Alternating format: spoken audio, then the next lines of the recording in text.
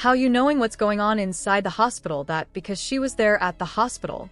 To add on to the conspiracy that Dirk ordered King Van's hit, one of Van's close friends named Below spoke about how Van's hired bodyguards completely left the scene once the brawl broke out. His security guard let him walk. You get paid to you, he get paid to protect. How do you let him walk over and fight? You ain't supposed to let him fight. He ain't supposed to be touching nobody. Security guard. If anything, you make sure Quando them leave. Whoever else they was with, you make sure they leave. How you let him walk over somebody, that's the reason y'all here, the reason everybody in this parking lot here, because this man right here making the money and y'all his entourage, but that security guard, it's unofficial with him. That's why he deleted his Instagram. I definitely feel like it's foul play. I don't know where it's coming from, but I definitely feel like it's some weird underscore going on. The police body cam footage shows Van's friends, but not one single bodyguard. But to understand it all, we need to review the police file on King Van's passing, as they detailed how the entire night went down. On November 5th, 2020, Van and his crew were headed to a club to celebrate his album's release party. The night was supposed to be a massive celebration for King Von, but no one knew it would be so short-lived. With King Van having a troubled past, he knew the risks of being out in public, which is why he had the best security out of nearly any rapper and had a crew of 20-plus members with him. Even Van's manager spoke on the extreme measures he took regarding security. I travel with one security that moves with Vaughn, and he travel with 2 more security. You know what I'm saying? Vaughn travel in a proof truck. And not only that, his guys are security, man. He travels with 10 to 15 guys daily. They protect and love Vaughn more than any security would. Where I think we're about 8-10 cars deep. 2025 on Honor Age. For unknown reasons, King Von didn't act like himself on this night and would later act out putting his life in jeopardy. However, the party inside the club was going great. Everybody was having a good time, and the party came to an end at 2:30 in the morning. The plan was for them to return back to their hotels for the night, but Van suddenly switched it last minute. Everybody mind leaving the club is that we're going to the hotel and Airbnb because that's normal routine. The club he went to, the after hours, wasn't getting paid for. I didn't have no acknowledgement of this team, that have no acknowledgement of that was a complete Van decision. With the whole crew heading to the Airbnb, King Van told his driver to go to another club called the Monaco Lounge, which was the first decision of many that Van made that led to his passing. Everybody else that was with us driving to the Airbnb, and Van literally went to the venue by himself.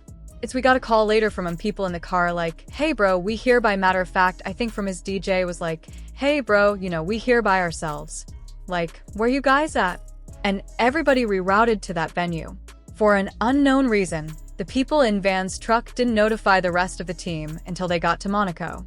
So, the rest of them turned their cars around and headed for the new club. Thankfully, the team made it there in time. But his manager knew something was wrong. He noticed that Vaughn wasn't happy. Typically, he'd be energetic and outgoing, but he was quiet and sitting in the back of his truck on his phone. For some reason, Van wasn't himself. This man is like, I promise you, they're the best artist I ever moved in my life. For some reason, that night it was off. He stayed in the car for 30-35 minutes. His manager finally got him to agree to go into the club after 30 minutes. However, with Vaughn's security protocol, they sent in a couple guys first to clear the club and make sure it was safe. I went to the car he was in. I was like, yo, Vaughn went inside the passenger seat. I'm like, yo, Vaughn, bro, what's going on? Everybody here waiting, let's go. He was like, all right, let's go. We're telling security, hey, it's time to go in now. Vaughn's ready. You know what I'm saying? We've been here too long. Let's go inside the club. Check the venue. Go inside. Check the outside. Make sure they never expected the real danger would be out in the parking lot cause while some of his team is clearing the club, another member is just walking around outside. Suddenly, he noticed Quando Rondo and his team were sitting in a white SUV. So, he immediately went to tell King Von. In case you're unaware, King Von and Quando Rondo's teams had been beefing for months leading up to this encounter. There was a lot of animosity towards each other. Now, right before we go inside the club, one of his homeboys, he came to the car and he said, "Hey, and so's here." And Van just jumped up like, "Oh, come on, let's go." Once Van found out, he jumped up instantly and wanted to confront Quando. It's the reason you see King Von in the white outfit walk in front of Quando's vehicle to go after him. Van's team tried to calm him down, but it didn't stop him. He jumped out the car. By the time Van jumped out the car, I don't even think he knew where So was. He just jumped out the car. He bumped into So. As soon he bumped into So started brawling. After the brawl was going on for a couple seconds, Quando's friend, Lil Tim, decided it was enough. It was completely unnecessary in the moment since they could have just split the two up. But Tim came out from the backside of the white car and hit King Von multiple times with a firearm. Tim also hit Van's manager once in the leg on accident. Some of Van's members were strapped, so they retaliated on Tim, which led out to a huge altercation in the middle of the street. The noise of clips rang throughout the city, which alerted off-duty officers to the scene, as they joined in and ended one of King Van's friends in the process. While this all happens, King Van and Wando Rondo lay beside each other on the street. People online believe Quando was trying to snatch Van's chain before fleeing the area. But Van's manager believes Vaughn was holding Quando there to shield himself. And was he trying to take Van's chain, or… Honest truth, I don't think Veroe had no jewelry on. And from the people that was a little bit closer, Vaughn was actually holding on to him. Like, "Man, you ain't going nowhere. Like, you heal. Like, even through getting he's that strong." Like, he was literally holding him. With people slowly fleeing the scene and calming down, Quando Rondo and his team jumped in their white car and headed for the hospital. At the same time, King Van's team were rushing to save him. His close friend Moo ran out into the street, picked up Vaughn, and brought him to the getaway vehicle. They sped to the hospital, and in the meantime, King Van was assuring everybody in the car that he'd be okay, which shows how much of a leader that King Von was for his team. When he was in the car, I myself wasn't there. The gentleman that was in the car with him was panicking, and Van was the one that was like, "Hey, calm down. Slow down. Chill. I'm going to be good. Just get me to the hospital." And honest truth, we all thought that the way he was carrying himself from that incident, from what I was told from the people in the car, that he would have been fine. However, after having 2 surgeries, he got startled by the nurse coming in and passed away. People close to the situation claimed Vaughn was looking for his firearm, but he never had one. This was new information, so people wonder how Boozy knew about the firearm in an interview from 2 years ago. I mean, like you said, the King Von situation. Like, there was absolutely no reason for Vaughn to be rolling around with that dude.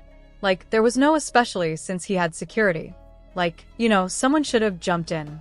It should never even have a strapping, but I almost feel like if you had real security, all them post, I feel like they would have been more ready in Chicago. Sad, man. Sad. I mean, the whole King Von thing is really kind of hanging up for everyone right now. That me up, bro. You, 'cause I like King Von. The news of King Von passing quickly hit headlines. This made national headlines as officials confirmed one of the 3 people and was rapper King Von from Chicago, who was here last night with friends. 2 groups of individuals got into a physical altercation. That physical altercation escalated into an exchange of knowing Quando and Lil Tim were responsible. Everyone awaited their interviews to speak on King Von passing. Swando would say whoever on my side, they got kids, and a mama that 100% loved them. At the end of the show, all this bull that we talking about is stupid that could have been handled a totally different way. It could have been handled to the point where a song and $3-4 million could have came out or whatever. Like, it could have got handled in a legit way, in a music way. But even Lil Tim spoke, as he's the one that actually did it, to know, like, I was just protecting my little brother. When you did finally find out that it was King Von who did, how did you feel? I was like, damn, if Brian did that stupid last night, he still would have been alive. That's how I was. But I was like, yeah, I ain't no the type person I am. Like, I'm a humble person. I ain't no disrespect to, like, his mama him like that, 'cause I could easily get on that type of stuff and be clout chasing type, like I ain't on that type. I'm a humble person, but it's like they ain't never popped that off. That would have never happened like that. You might be wondering why Tim is still free. The following day, after recovering in the hospital, he was charged for taking out King Von. However, after multiple court dates and hiring a lawyer, they claimed Tim acted in self-defense and they dropped the charges against him. Tim's lawyer confirmed this by saying the case against Lil Tim was dismissed before ever being indicted. However, those close to Van knew they had to do something about it. This is what led to a major hit on Wando's crew a year later. Right now, the search is on for 3 people who police at a Savannah rapper, a member of his entourage. It happened in Los Angeles, and cameras captured the aftermath. This resulted in Wando's friend Lil Peebe being taken out as Durk wanted to show that you can't mess around with those close to him and get away with it. Durk even had lyrics from a feature he did that resembled how Quando reacted to the hit. As he rapped the lyrics, "Look on the news and see your son screaming no," Durk wasn't just making a song, he was reliving pain, turning grief into rhythm. That bar carried weight, the kind that only someone who had stood on both sides of tragedy could write. Durk's smile wasn't joy, it was recognition. He saw in Wando's experience the same agony he himself had faced just a year earlier, the heartbreak of losing someone close, the chaos that follows violence, and the eerie satisfaction of seeing emotions mirrored by an enemy. The scene was unforgettable. Wando's man, sitting in the passenger seat, had gone from laughter to panic in an instant. Sirens blared, the world spun, and the shock of seeing someone collapse in front of you, someone you had been joking with minutes earlier, etched itself into his memory. That split second of horror was caught on countless phones, replayed online for millions to dissect. The streets were watching, and every detail became part of the larger story of revenge and loss that had consumed Chicago's rap scene. In the days that followed, emotions ran high. Social media lit up with posts, half celebrations, and half condolences. Fans picked sides like it was a sport, while those in the trenches understood that none of this was just music. Every lyric, every post, every laugh carried a message. And when Wando dropped his own track, the message was clear. The cycle wasn't over. On the record, he hinted that he'd gotten someone hit, his tone cold, almost triumphant. They like Durk, he a singer. He won't do something. It was a direct challenge, mocking the perception that Durk, because of his melodic style and mainstream fame, had gone soft. But those who knew the streets knew that lines like that weren't just for show. They were both bait and armor, a way to defend pride and provoke a response.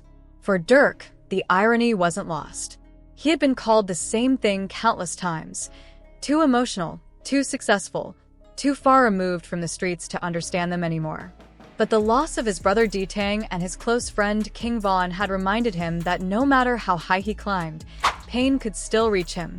So when he saw Wando and his crew in the same position, eyes wide, hearts heavy, he understood the feeling all too well.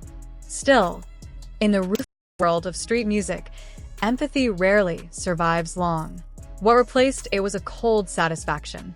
It wasn't about celebrating death, it was about balance. About the feeling that, after so many losses, fate had finally turned in his direction, even if just for a moment. That single lyric, "Look on the news and see your son screaming no," wasn't just storytelling. It was an echo of pain, revenge, and survival. In the culture Durk came from, music wasn't therapy, it was warfare. And every bar carried the weight of real blood spilled, real names lost, and real lives forever changed. You can believe whatever you want. I got your folks hit. People wonder if Durk only retaliated on Quando's crew because he thought it would look suspicious if he didn't. He could have been worried that people would uncover he was behind the hit on King Von, too. Do you think it's possible Durk was behind the hit of King Von? Let us know in the comments.